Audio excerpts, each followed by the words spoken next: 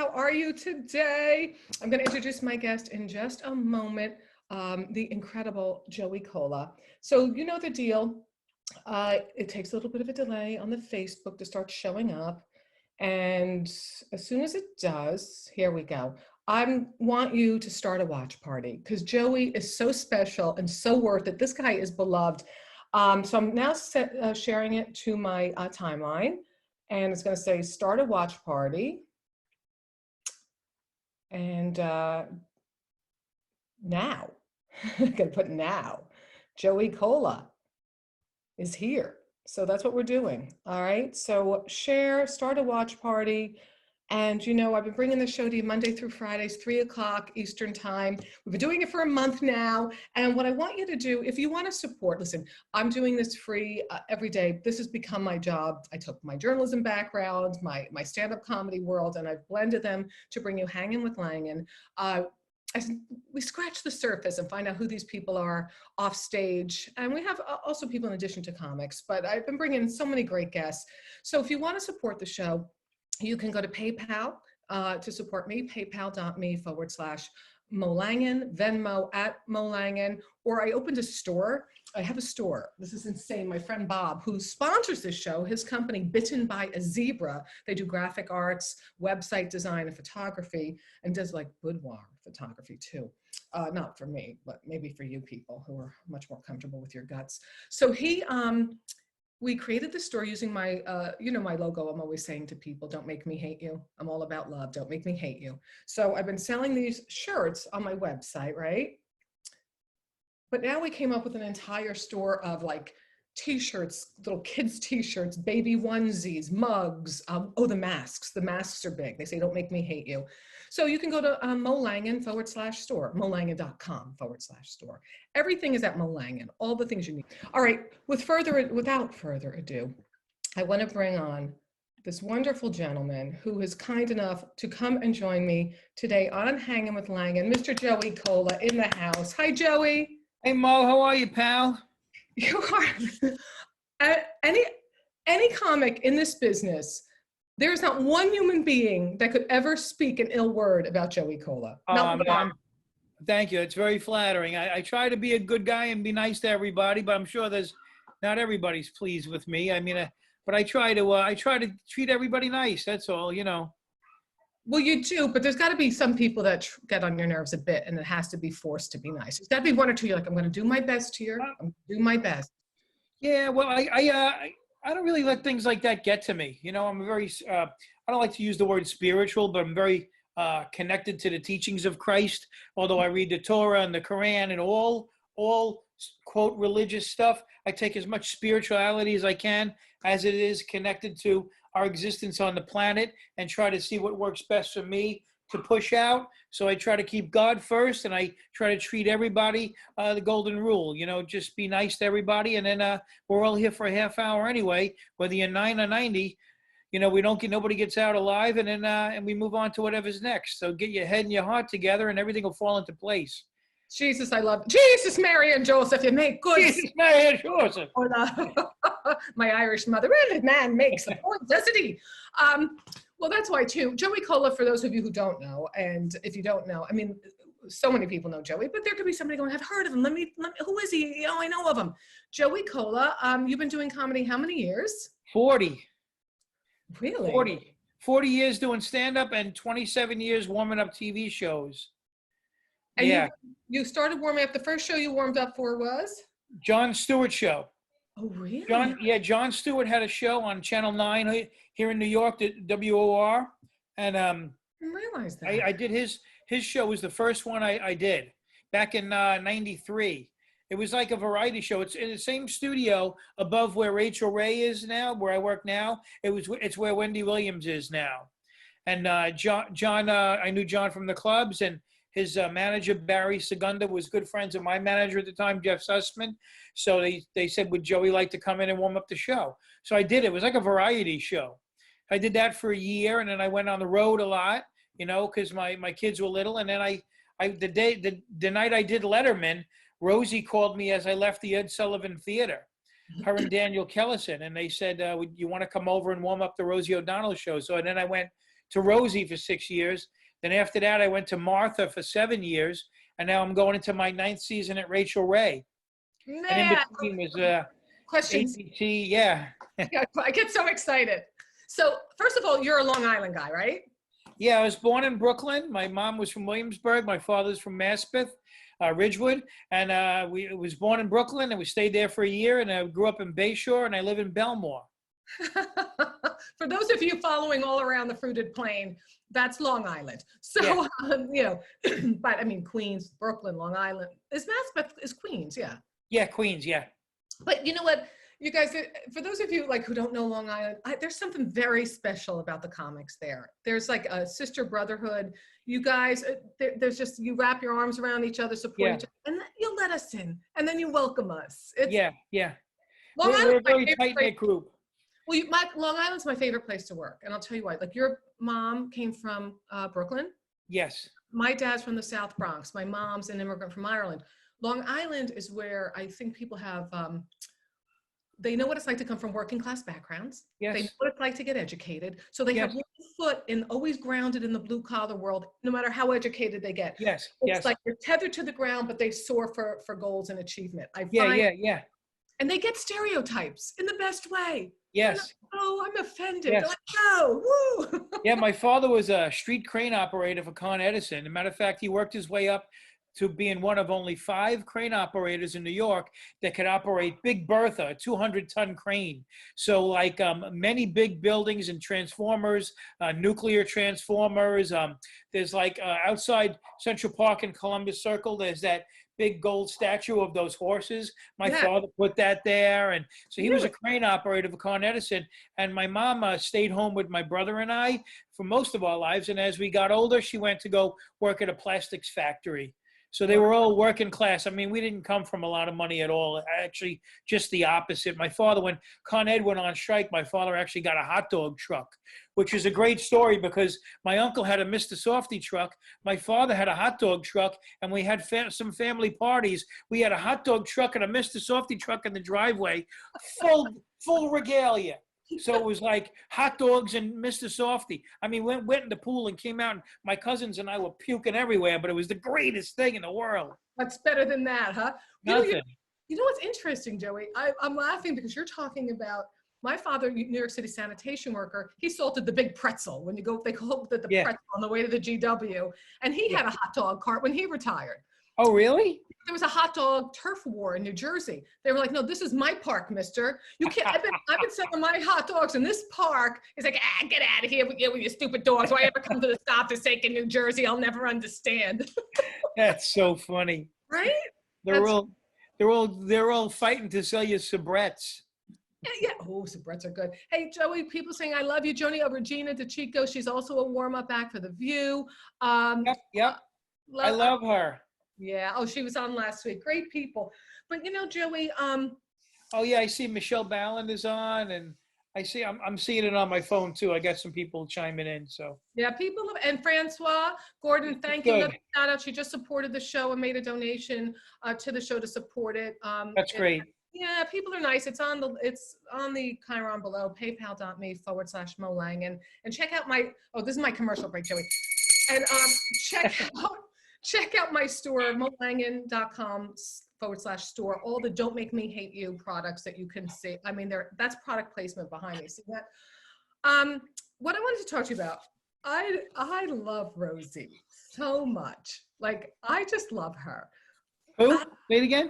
Rosie O'Donnell. Oh, Rosie O'Donnell. Yeah, we got to talk to her the other night. We did a Zoom, 47 of us who used to work on the show. We're on a big Zoom. Really? And I got to talk to her a little bit. Yeah. How's she doing? Tell me everything. She looks like she's doing great. I mean, I haven't talked to her personally or one-on-one in a while, but I plan to because I have memorabilia from the show that I want to give back to her that I think her kids should have. And she also uses it in a lot of her artwork. She's a great artist. Yes. And I just want to see her again. You know, she had a very big influence on my life, not only from the clubs when we used to work Chuckles and all those rooms back in the day, and we used to work together a lot doing stand-up. But as we grew, as I worked on her show and we grew closer, you know, I learned a lot about charity from her. And I tell everybody this one story. And I actually had to remind Rosie of it last week when I talked to her. You know, one day I come in, we shot this show at 30 Rock on the 8th floor, 8G, right down from 8H, which is where Saturday Night Live shoots, you know. So one day I come in early. It's about 7:30 in the morning. And I'm walking down the hallway. It's just me and her. So I go, hey, and she looked a mess. She was a mess. And I go, hey, Big Shot, what were you out with all your Broadway friends last night at Joe Allen's drinking and eating? She says, no, I couldn't sleep last night. So I went to Sloan and wrote checks. I went to Sloan Kettering and wrote checks. And when she went to the waiting room, she would seek out. She'd dress up. Nobody knew who she was. And she would seek out families in the waiting rooms and write checks. 5,000, 10,000, 20,000. She even did it for 2 comedian friends of mine who lost their relatives to cancer. So she would always, there was no one more generous than Rosie O'Donnell. Now working with Rachael Ray, she's very close second because she really cares about animals a lot, and she's very generous also, not only to me, but a lot of people around us. But that's, you know, because of Rosie, I mean, I was always did charity through the comedy clubs. But because of her, now I think I'm part of like 34 different charities now. And some of them we started from the ground up. The Guardian Brain Foundation, Breathe Believe, which is for cystic fibrosis, Comedy Cures with Saren Rothberg. I mean, you know Saren. So, I mean, there's so many of them. And that's what we're here for. If we could, you know, if we could use whatever we got, our facilities, whatever little money we can give to people, try to help them out. I mean, there's so many. And even right now, as we speak, I've got a lot of people that want something. But if I give everybody a little bit, at least you're trying to help people, or I'm giving people my time. Yeah. You know, Joey Kola warm-up act for Rachael Ray, Martha Stewart. Notice he didn't bring up her generosity. I'm kidding. I don't know. Rosie O'Donnell. Before we move on, because I want to talk to you about connecting with people, what you just said about giving, and I want to write that down so I don't forget. You're such a delight to talk to, Joey. You can feel your heart. Thank you, Maureen. So are you. Yeah, I'm all right. But here's the reason I sense that about Rosie, and I know when she was in the New York Comedy Festival at Town Hall, I had asked Caroline Hirsch, who runs Caroline's on Broadway, could I open for her? Because she has that whole Irish Catholic background. Things weren't easy. I have a sister, Katie. She has a sister, Maureen, or Katie, or something. I don't know. I just relate to the whole Irish background thing. So she had her opening acts, which was Judy Gold and Wendy Liebman. So they said, well, it turns out she wanted to add more comics to the show so she could host instead of headline. So she said, well, if this gal's good, all right, she can, you know, Jeanette Barber vouched for me and Louis Miranda, and Jeanette was her executive producer and Louis' friend's manager was Caroline's. So she just on reputation, she brought me on, and it's all Long Island. It's the gay friendly audience. And what was the venue? Where was the venue? Town Hall on Broadway. Town Hall on. Okay. The beautiful theater.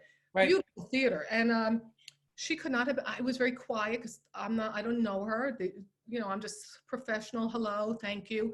And then I have a very good set, Joey. She brings me back on for an encore, then invites me to her house, then says to me, I couldn't believe how lovely she was, to her radio show. And she has 5 houses, right? The arts and craft house, the radio house, the family house. So she says to me, you know, Maureen, I've told this story before, you know, Maureen, I'm thinking of selling this. I said, oh, you can't sell this, Rosie.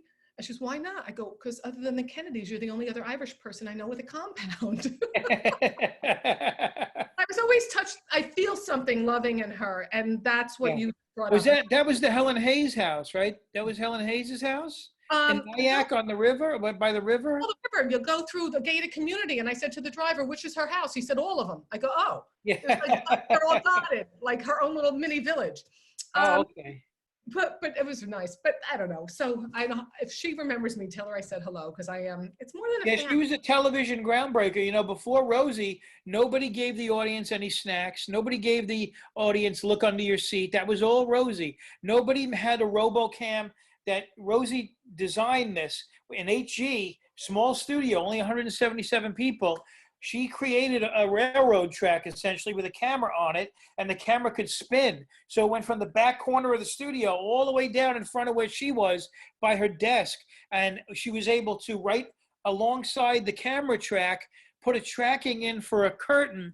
We were able to curtain off the whole studio, and that's why she was able to bring in all the Broadway shows. I mean, we had the cast of Titanic.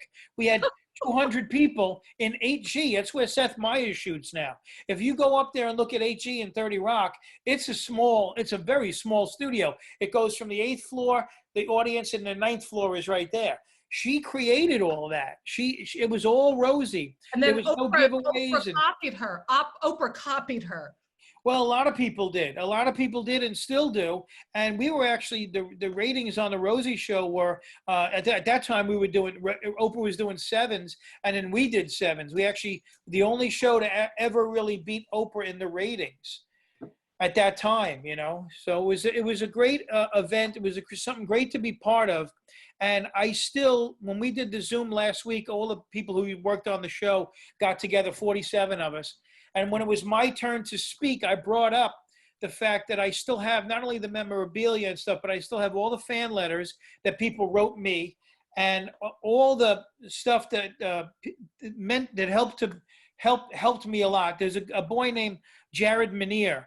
He was a little boy who had cancer, yet he created Jared's Joy Cart, where even though he lost a limb and he was bald and he was really had a lot of problems, this kid made Jared's candy cart, and he would go around the hospital and give to other kids. And he was on our show twice, and I'm good friends with his parents still. There's 2 books out about him. This kid was a major angel, like a real piece of heaven that was brought down to earth. And when I brought him up last week in front of 47 of us, who this was going to be, next year is going to be 25 years we haven't seen each other. When I showed the book, everybody we got a tear in our eye, because we all remember Jared and how much of an effect he had on us. And that's one.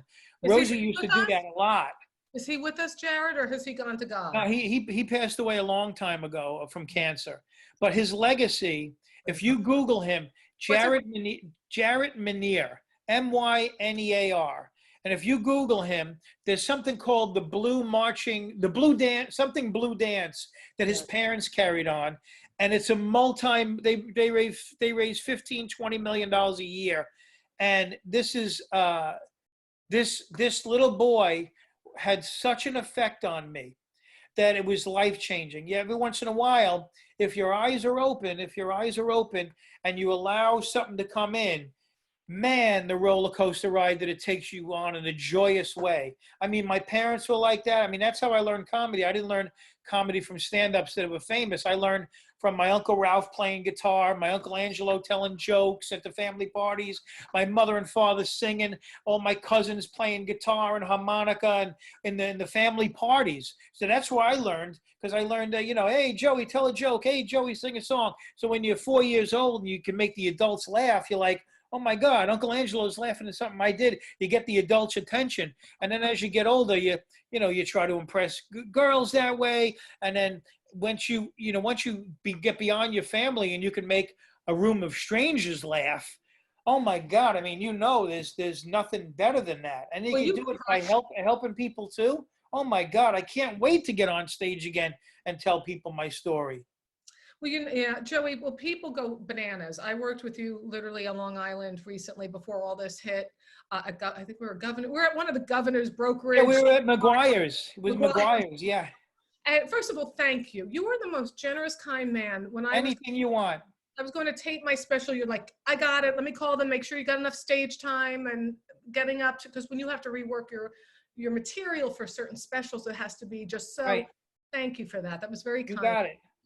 A couple more questions. I know you want to be with your family today, so we're really grateful that you're That's okay. That's okay.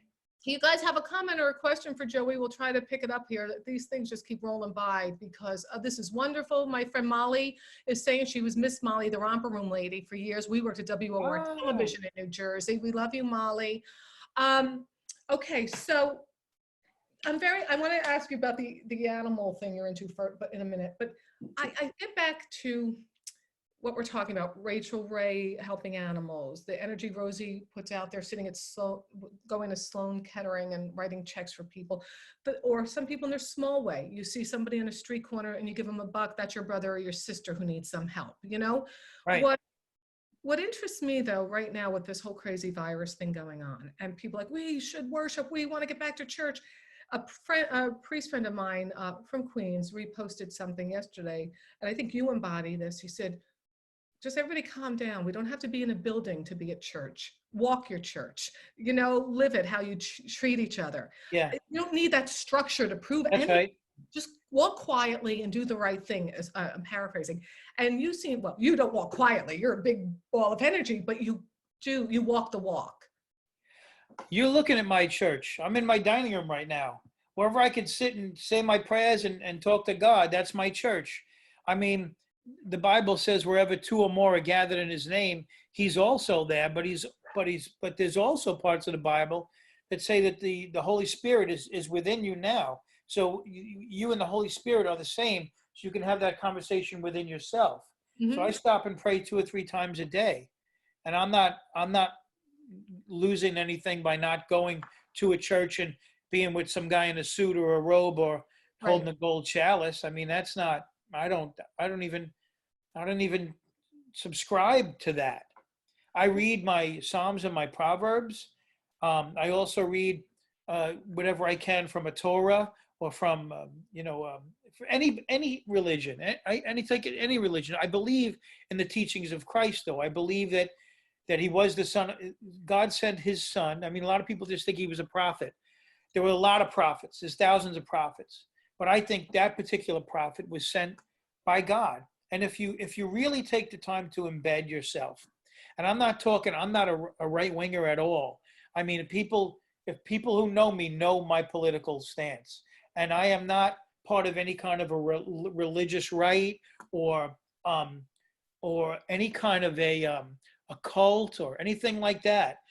I just keep it so simple and so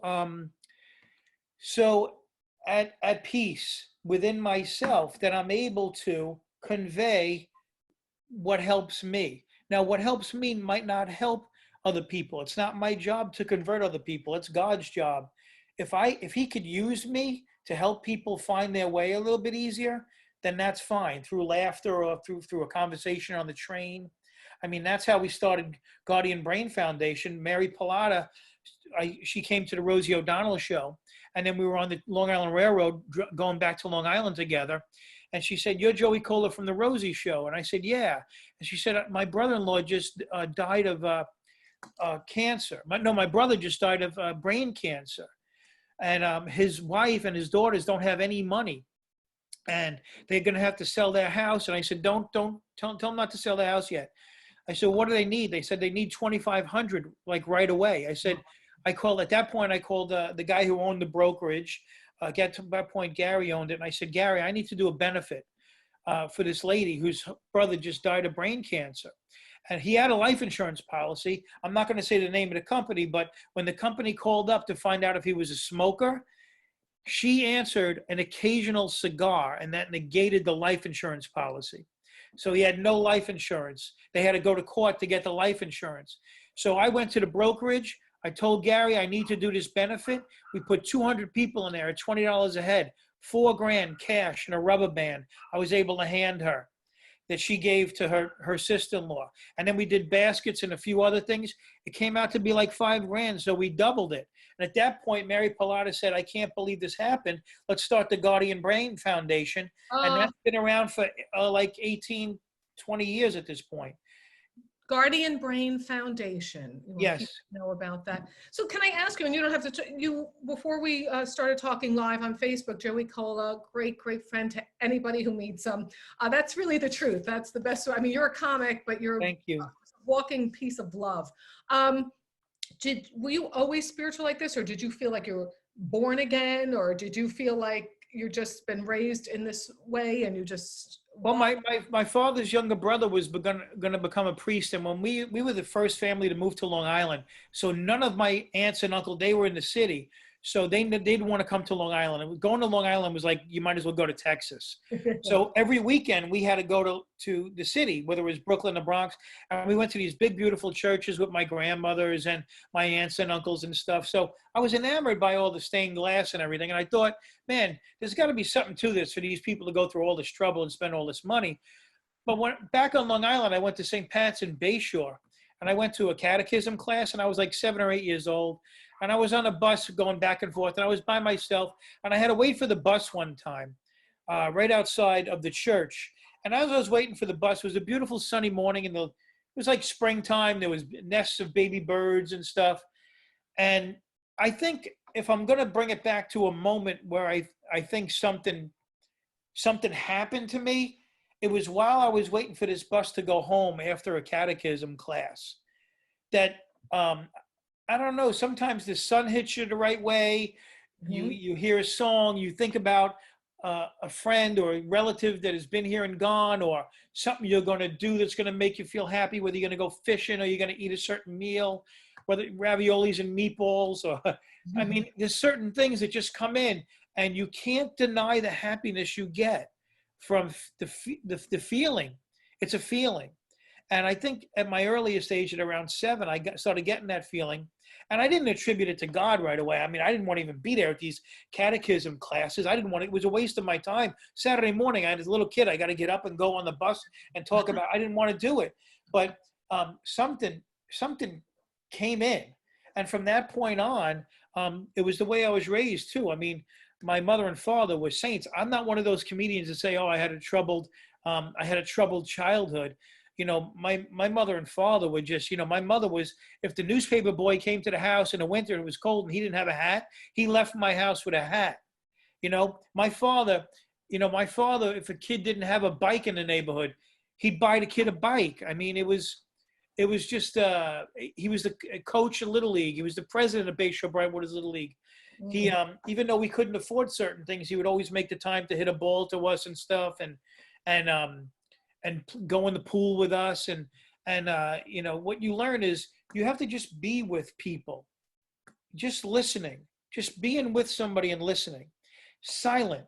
Everybody wants to tell their story. And, you know, my dog is, you know, if somebody tells a story, my dog's black, or my dog's blacker than your dog, or everybody's looking to top each other. You see it on Facebook. Like if a comedian makes a joke, right away, 100 people got to come in with a sarcastic joke to be funnier. How about just putting an LOL on it and telling that person, "I appreciate what you said. That was really funny, and I'm laughing at it," instead of trying to top. You know what I mean?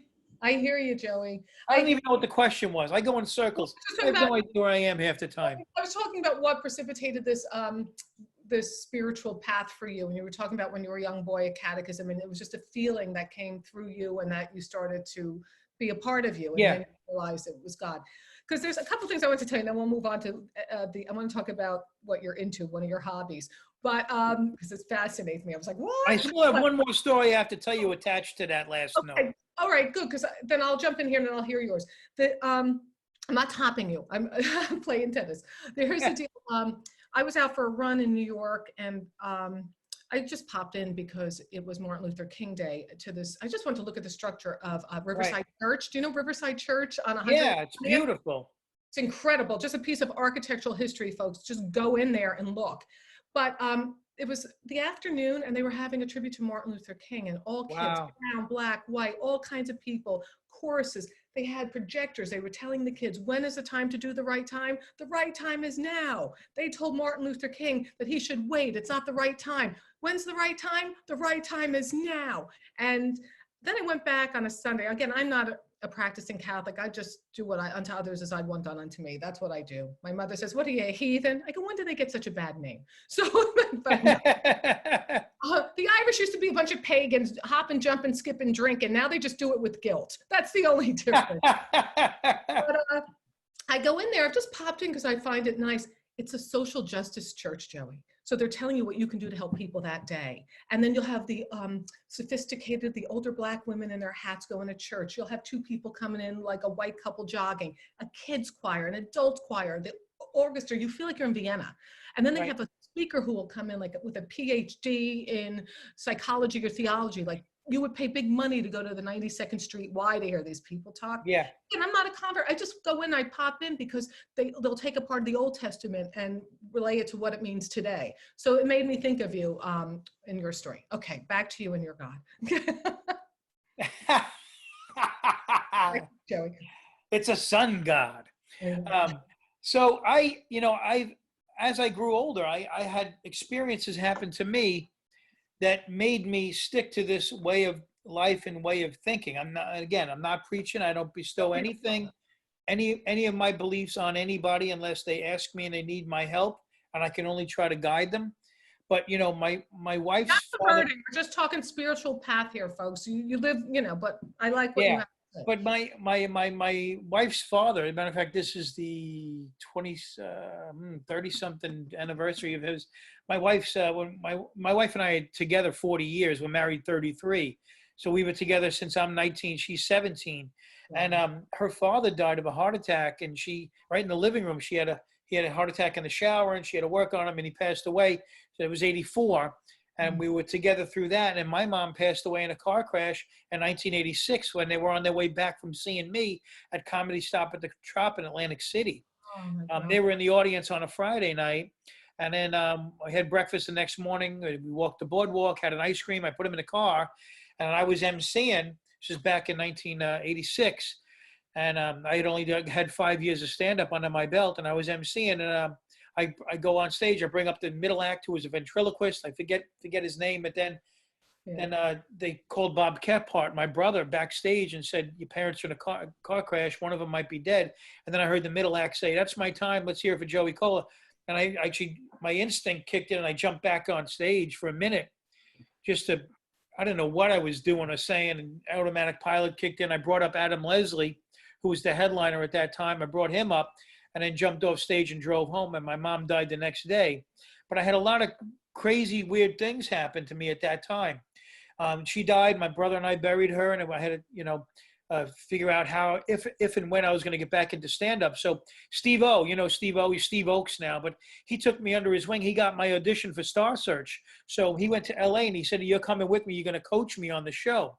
And we beat Jackie Martling. We beat Martin Lawrence, and then he got out of the finals, the semifinals, and then we stayed in LA. We roomed with Rich Jenny and John Mulrooney. They kind of took me under their wing because everybody had known what happened with my mother dying and stuff in the story. So I actually got on stage in LA, in the San Bernardino Valley, and I did okay. And when I came back, Richie Minervini gave me a bunch of time at the East Side Comedy Club, and I only middled for like 4 or 5 months out of my career. I was an MC, and then I middled a little bit, and then I went right to headliner. Now, the writing and the energy and the whatever you want to call it that made up the persona of Joey Kola at that time, I don't know where it came from. I can't explain it. But I became who I am now, and that's I'm doing it 40 years. So that was a powerful thing that got in me, and I was able to write bits, spit it out, and become the comedian that I wanted to be. The Holy Ghost. Remember they used to call it that? Well, you say the spirit, the spirit that comes through you. Yeah. They used to call it the Holy Ghost. They're scaring the crap out of the kids, my father. I'm sorry for your mom's loss. That must have been absolutely horrific, Joey. Well, we're really opening up like a sandwich that wasn't wrapped properly here on We haven't even scratched the surface yet, pal. I still wanted to tell you about I raise butterflies. I feed the birds. Can you tell us about the butterflies before we go? Can I just do a commercial break? We'll do the butterflies, and you can hang with your family. Would that be all right? Yeah, I'm good as long as you want. I got a little bit more time. All right, you guys, 5 more minutes with Joey. Everybody's sorry about Joey's parents. Michelle Ballin, I love you. I love you, and I worry about you when you go on the cruises all over the world. I worry. She puts videos on. She's in the middle of nowhere. I'm like, oh my God, where is she? But she's drinking her wine, and I'm happy. I'm miserable. Hey, when am I getting off? I want back on. She had a dance party last night, and Facebook knocked her off the dance party. No, I'm sorry, B-Dog. Michelle Ballin, she's been on the show, and she's going to be joining me on Wednesday. Michelle Ballin with Keith Price. Tomorrow, I have the current owner. She's been the owner of Rooster Tea Feathers for a long time now. My Sicilian lover built that and started that club many moons ago. She'll be with us tomorrow telling us what she loves when she passes comics and what she hates what that comics do. That'll be fun, the other side of it. Just a quick commercial break. This will be my last commercial break before Joey tells us his interesting hobby. You guys, if you want to support the show and more shows like this, I'm most appreciative. Francois, thank you for your donation to PayPal today. It's just a little tip jar if you can do it. If you can't, that's okay. We're all out here just doing the best we can to make a few pennies. That's it. That's right. I do sell these shirts on my website, Don't Make Me Hate You, because I'm all about love. I don't want to hate anyone. You that causes me to hate you. I have a whole bunch of things on my new store, molangan.com/store. Everything like mugs that say "Don't make me hate you." It's just tongue in cheek. Those masks when you're out in the store, don't make me hate you. Check it out. Or you want to make a donation to PayPal.me, Mo Langan, or oh look, I spelled my name wrong. That's great, Maureen. Yeah, so I want to, before Joey's been kind enough to be with us today, he's the fantastic comic, a warm up for Rachael Ray, who's a big animal rights activist. I love that. Tell us before, I know your family's there, so I don't want to keep you too much longer, but what They're in the backyard, that's all right. I'll leave them out there. You were telling me when we were talking not that long ago, he was like, oh, Maureen, I'm going away. I got to go hunt. I don't know. It was owls or something with wings and butterfly. What are you into? What was happening? Well, I'm a bird watcher also. I'm watching these owls, a couple of friends of mine and I, but what my main thing is right now is I plant parsley for the black swallowtail and milkweed for the monarch butterfly. Those are my two butterflies that I try to sustain. So in this world that we're losing species, I think it would be a sin to lose butterflies. When I was a kid, there was toads and turtles and frogs and snakes and things. And now a lot of that stuff is going by the wayside. And if I ever become a grandfather someday, I want my grandkids to be able to see a butterfly. So what I do is I plant curly parsley. So the mother comes down, lays the eggs hatch, and that's the host plant for the caterpillar. The caterpillar just eats the curly parsley. And then when they get so big, they crawl away, look for a branch somewhere. They become a cocoon. After 7 to 10 days, they hatch and they become a butterfly. And they carry on. So the black swallowtail will stay a cocoon over winter and then hatch in the summertime. A monarch, they migrate from Florida, from Mexico, from South America, all the way up, generations, all the way up to Canada over a summer, and then generations come down. And you're going to plant milkweed for their host plant. So the host plant is just what the caterpillar of that species eats. Yeah. Like the yellow tiger swallowtail eats the black cherry tree. The black swallowtail eats the parsley and the fennel and the dill. The monarch will eat milkweed. But there are like hundreds of different ones. Those are only the two that I deal with, you know. So I release every summer about I'd say 50 or 60 monarchs and about 150 black swallowtails into the wild, you know. That's very cool. It's really cool. It just was funny because when I was talking to you, listen, I got to go. I'm not going to be around this week, and I got to go looking at some owls, and I'm going. I got the butterfly thing I do. I'm like, what? Yeah. It was just the juxtaposition of like, we're talking comedy, we're talking God. It's like, I got to go get some butterfly. Like, what is happening? I just was. Yeah. So listen, how can people follow you, support what you're working on, things that are important to you, Joey? I'm on Facebook. I'm on Instagram if you want to see what I'm doing. I got joeykola.com. I'm doing a comedy and conversation with the Sopranos. We just had to cancel 17 shows in Ireland and Scotland and England because of this thing. And I'll be back. We're going to reschedule those shows in Canada and United States and in Europe. Rachael Ray, we had 22 more shows we had to do for season 14, but we got not only picked up for season 15, but she's Emmy nominated for Best Show and Best Host. So hopefully we go back to Rachael in September. And I'm warming up Kevin James's show, The Crew. It's going to be on Netflix in the fall. It's about a NASCAR pit crew, and it's called The Crew. So I'm working on that. We still had 3 more to deliver on that show. We shoot that on Long Island here in Bethpage, Gold Coast Studios, and my own shows, Joey Kola shows at a comedy club near you, or an American Legion Hall, or wherever people sit. I live 200, anywhere from 100 to 200 seats, a low ceiling, a mic, and a light. That's where I live. I'm a club rat, or any kind of little room to make people happy. If I can pull a theater off every once in a while, that's great. But the little gigs are where I get my jollies, Well, I know this was my humble little gig that you headlined for me today. So I'm so grateful to you. It was my honor to be with you. And we're friends for how many years now? Anytime you ever need me, pal, you are one of the, like Richie Minervini says, you know, there's only 5% of the people you meet in your whole life that are going to stay in your mind and stay in your heart. You're a 5%er to me, pal. You really are. You're in that circle of people that I hold dear and that I respect greatly. And you're a phenomenal journalist. You're like, when I'm speaking to you, it's like I'm speaking to, you know, Diane Sawyer or somebody. You do your homework. I mean, you got a great background as well as being a comedian. So it's an honor to be with you today, pal. I have a feeling you make everybody around you feel good. I'll take that into my heart, and I thank you so much for being here today. All the best to you and your family. Many, many. Anytime. Call me anytime. I'll do it as much as you want. All right. Watch out for that. Ladies and gentlemen, Mr. Joey Kola. Follow him. Thank you, Joey. We'll see you again soon. Bye, guys. Bye, guys.